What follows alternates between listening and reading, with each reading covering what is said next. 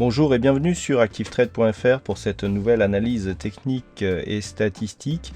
Aujourd'hui, je vous présente une analyse technique sur la paire de devises euro-livre sterling, donc euro-GBP, ici présentée en unité de temps H4. Donc suite au Brexit, donc la paire euro-GBP est remontée sous l'effet de la baisse de la livre sterling. Toutefois, après l'impulsion initiale, nous assistons à un mouvement de stabilisation qui se fait entre deux niveaux horizontaux, à savoir entre 0,8299 et 0,8595.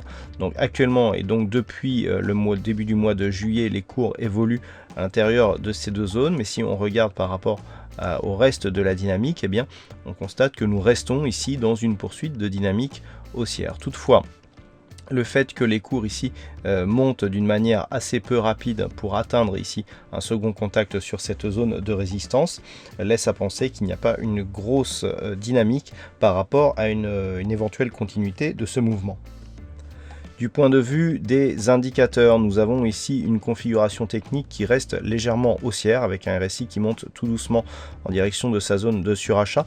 Le MACD est assez hésitant ici au contact de cette zone de résistance avec même un petit signal baissier que nous pouvons constater ici sur le stochastique qui est en train de sortir accompagné de sa ligne de signal de sa zone de surachat.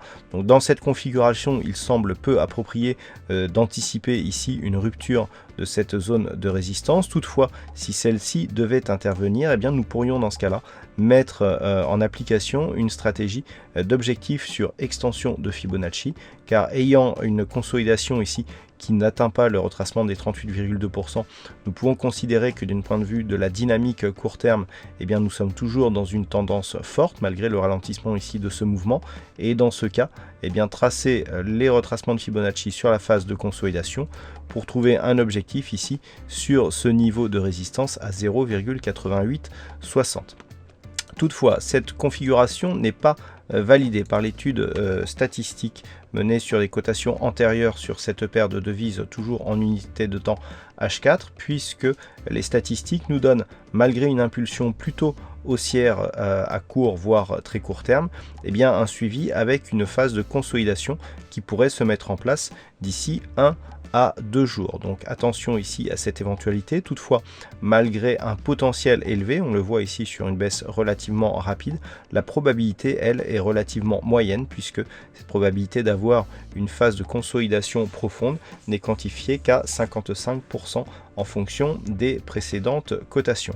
Donc par rapport à tous ces éléments, ce qu'il faudra surveiller, et c'est éventuellement une rupture ici avec force de cette zone de résistance à 0,85.95 qui pourrait auquel cas en cas de retour d'une dynamique plus forte nous porter sur l'objectif précité de l'extension de Fibonacci ici à 0,88.60 qui serait dans ce cas le nouvel objectif.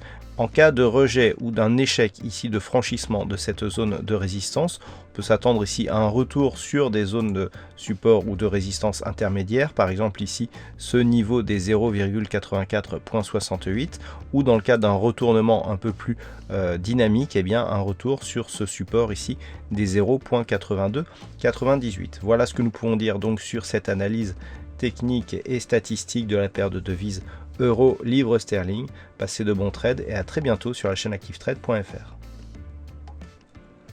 Bonjour et bienvenue sur activetrade.fr pour cette nouvelle analyse technique et statistique. Aujourd'hui, je vous présente une analyse technique sur la paire de devises euro-livre sterling, donc euro-GBP, ici présentée en unité de temps H4. Donc suite au Brexit, donc la paire euro-GBP est